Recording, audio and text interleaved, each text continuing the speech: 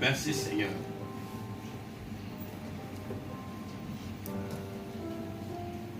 Jésus-Christ est merveilleux.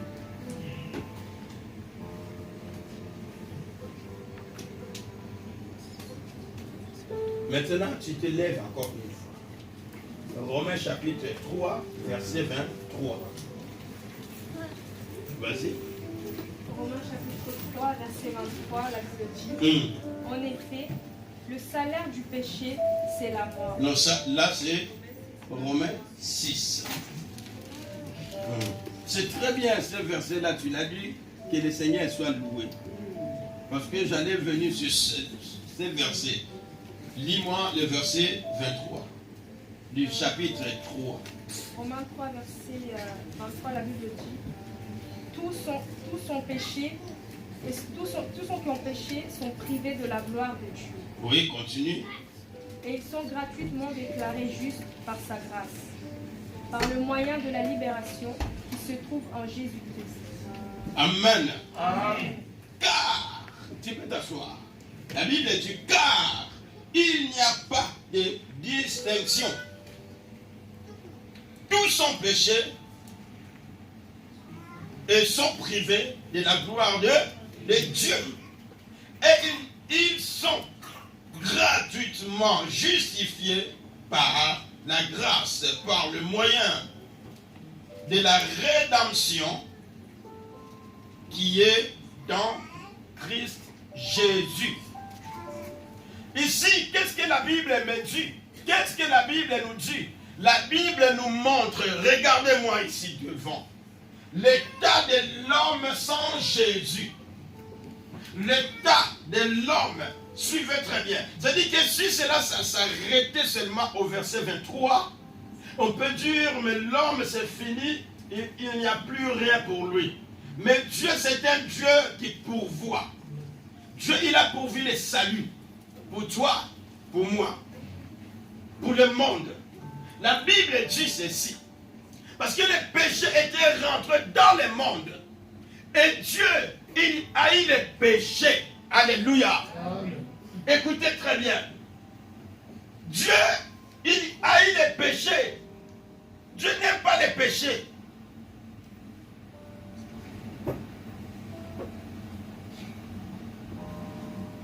Dieu, il aime les pécheurs. Qu'il vient à lui, afin qu'il puisse sortir de leurs péchés. C'est pour cela, Jésus-Christ, il est mort sur la croix.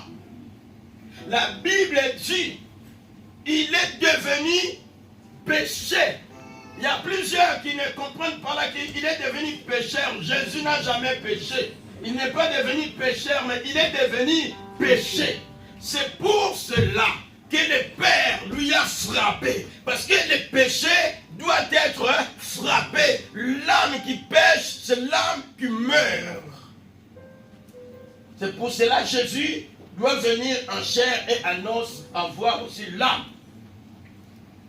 Alléluia. Amen. Il est vivant. Yes. Tous son péchés sont privés de la gloire de Dieu. Qu'est-ce qui est la gloire de Dieu? C'est-à-dire quand Adam et Ève ont péché contre Dieu, suivez très bien. Avant le péché Adam et Ève, Dieu venait dans le jardin et il leur parlait vis-à-vis.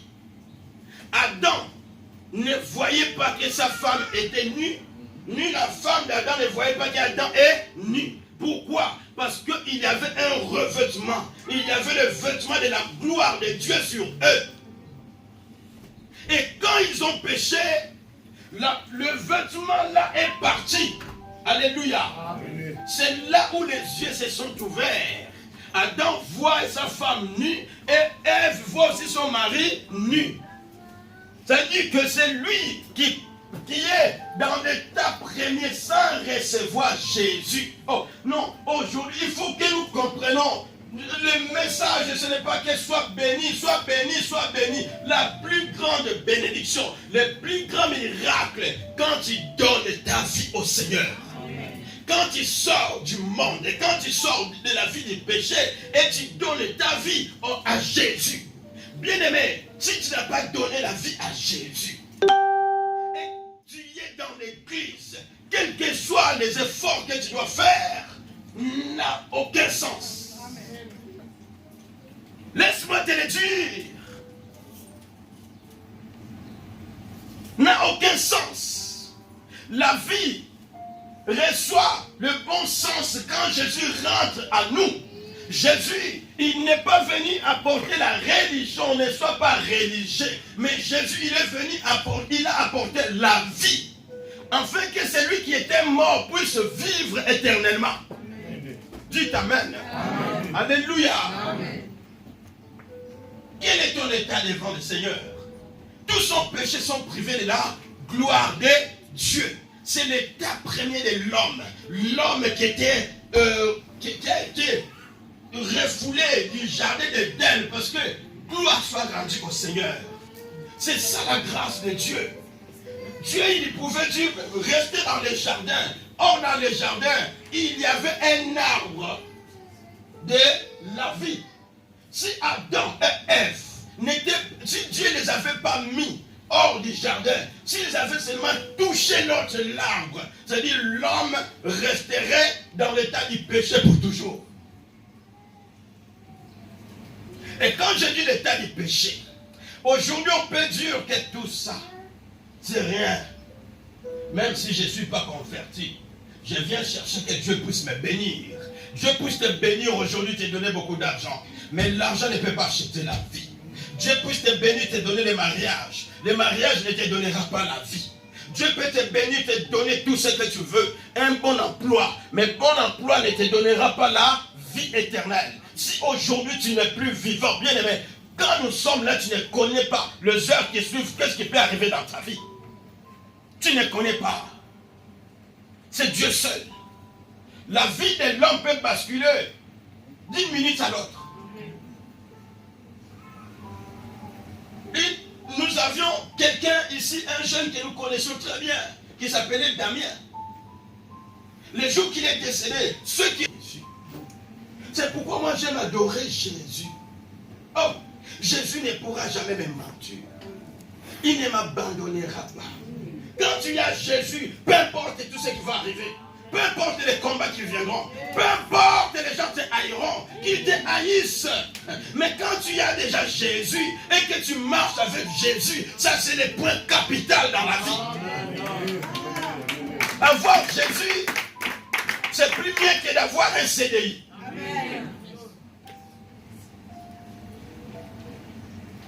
Alléluia. Amen. Avoir Jésus, c'est plus bien que de trouver les tickets pour venir, les visas pour venir en Europe.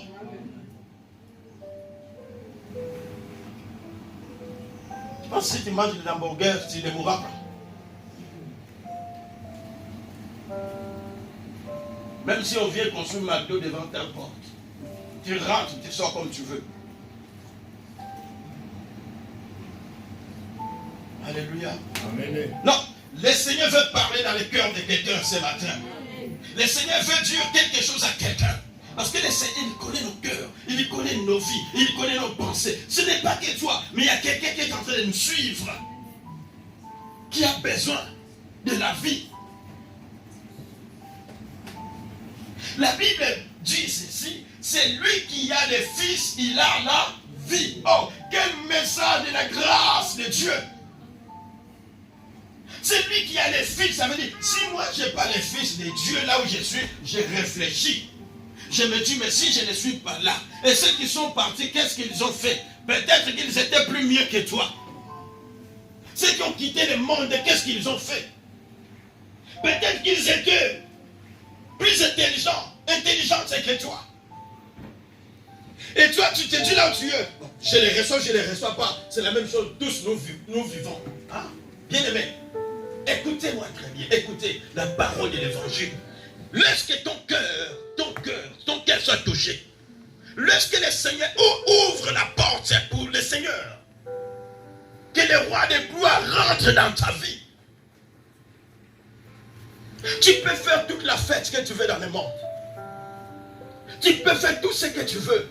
Dans le temps de Noé, la Bible ne nous cache pas, la Bible nous dit, ils se mariaient. Ils mariaient leurs enfants. il buvait, il mangeait, il se réjouissait, il y avait de la joie. C'est-à-dire la joie n'a pas commencé aujourd'hui. Mais quand on les a parlé de l'évangile, ils se moquaient. L'homme ne sait pas qu'il se moque de lui-même. Il pense se moquer de Dieu. L'homme ne sait pas que tu te moques de toi-même. Il y a seulement deux choses. Si tu meurs aujourd'hui, il n'y a pas une mort éternelle. Ça veut dire, quand nous mourrons, il y a un qui est dans la gloire, qui vit la gloire de Dieu, qui est avec le Seigneur. Il y a l'autre qui est dans la souffrance. Dis à ton prochain, il y a la souffrance là où nous irons un jour. Si tu ne te convertis pas, si tu n'es pas dans le Seigneur veut te sauver. Vous savez, l'homme, bien aimé, l'homme est en train de voir la mort, il est en train de rire. Ah oui. Alléluia. Amen. Tu vois la mort, mais tu es en train de rire. Le Seigneur Jésus, il a dit, quand les disciples, ils l'ont vu ressusciter, il a dit, allez. Il n'a pas dit, attendez, vous irez. Il dit, allez, prêchez la bonne nouvelle. C'est l'impératif. Ça dit, nous sommes dans le temps de l'impératif. Si tu veux passer les choses, c'est ton problème. Si tu veux la vie, c'est toi. Si tu ne le veux pas, c'est toi. Combien aujourd'hui, comme lui, il ne veut pas la vie, il veut rester dans je ne sais pas, dans la distraction. Il veut aussi inciter les autres à vivre comme lui. J'entends tout ce qui se passe, je sais. Il y a d'autres personnes. Oh, conseiller, quand tu vois quelqu'un qui vient te parler mal d'un homme de Dieu. Un homme de Dieu comme moi. Je suis loin de Dieu. Moussalina Zambé. Je ne me vante pas, je dis ce que je suis. Amen. Alléluia. Amen. Il est vivant. Il est ressuscité. C'est-à-dire, il y a d'autres qui font que les démarches. Quoi? Leur démarche, c'est détruire l'œuvre de Dieu. Est-ce que tu peux détruire l'œuvre de Dieu? Est-ce que tu peux détruire Dieu? Non, tu t'es détruit. S'il y a quelqu'un qui vient avec des semences qui veut te détruire, moi j'ai quitté l'église là, moi j'ai fait ceci. Bah, non, est-ce que tu les connais? Est-ce que toi tu les connais? Est-ce que tu vois son cœur? Est-ce que tu connais sa vie? Toi tu vois les visages, mais le cœur tu ne les connais pas. Est-ce que tu connais son cœur? Et toi aussi tu veux te laisser séduire? Laisse-moi te parler de la part du Seigneur. Ta vie c'est ta vie, la vie de ton prochain c'est de ton prochain. Amen. Personne ne dira, je vais te prêter une partie de ma vie afin que toi aussi tu rentres au ciel. Ça n'existe pas.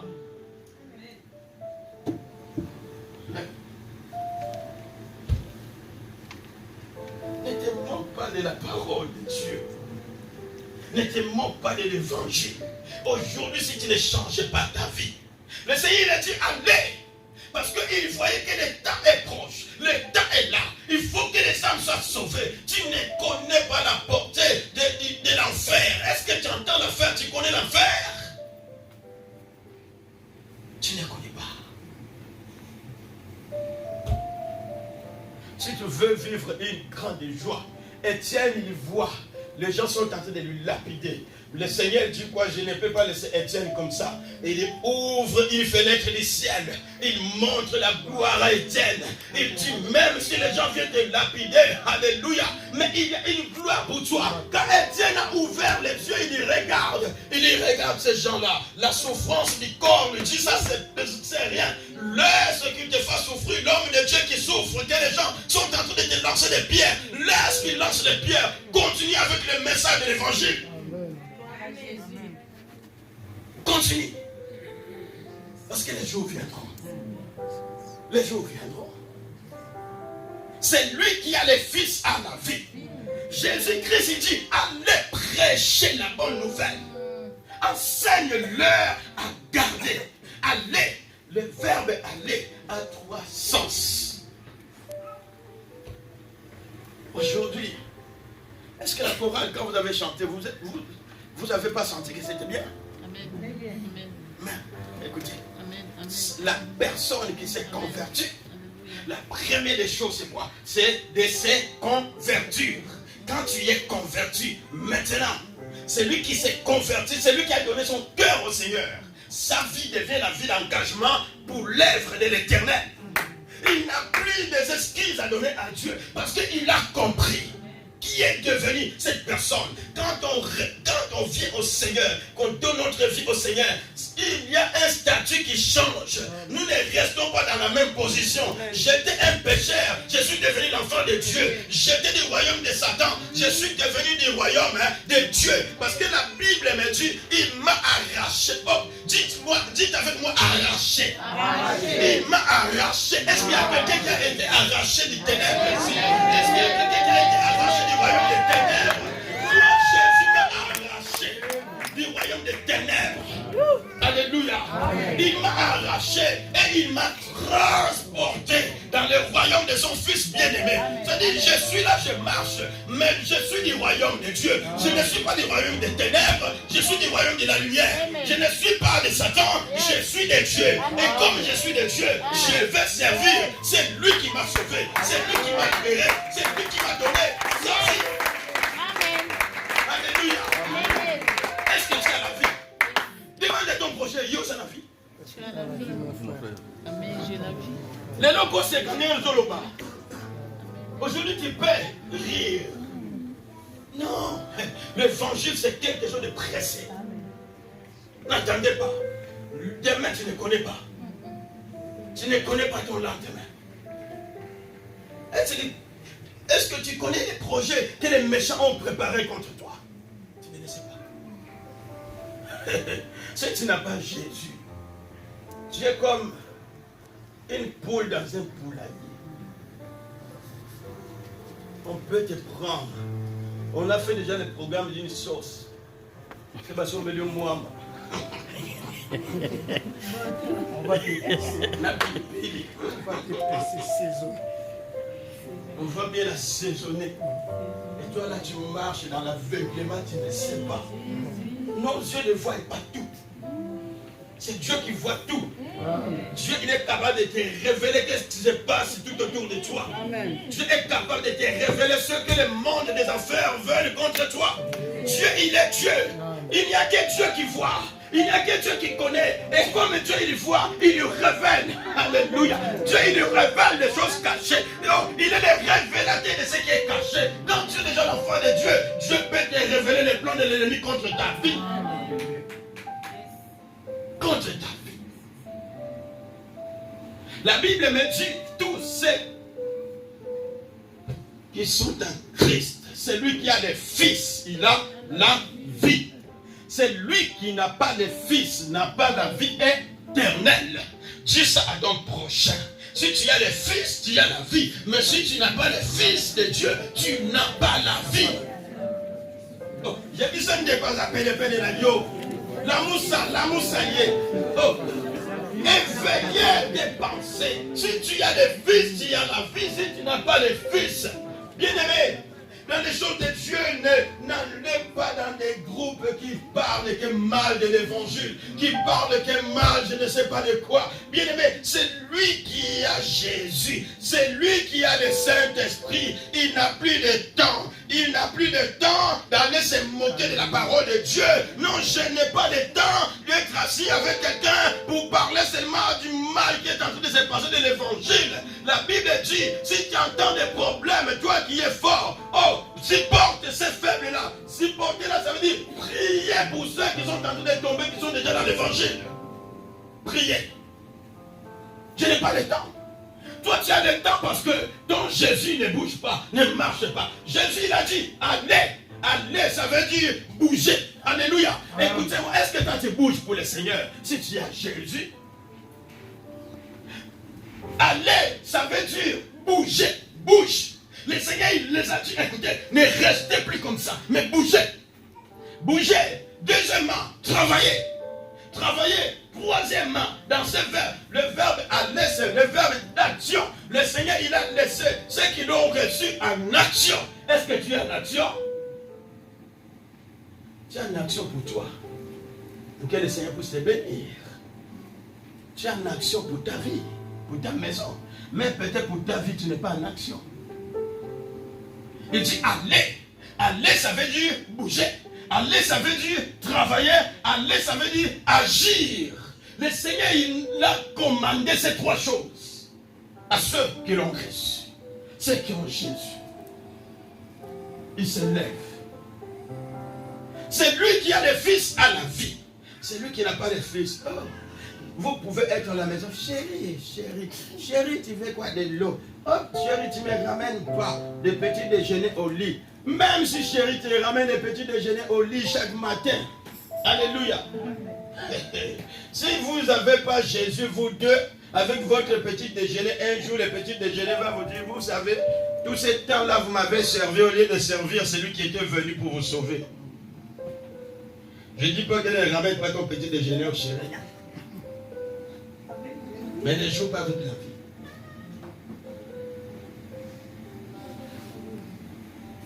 C'est là.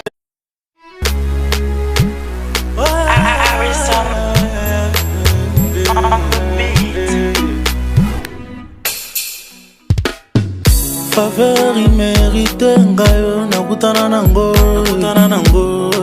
écarté par tous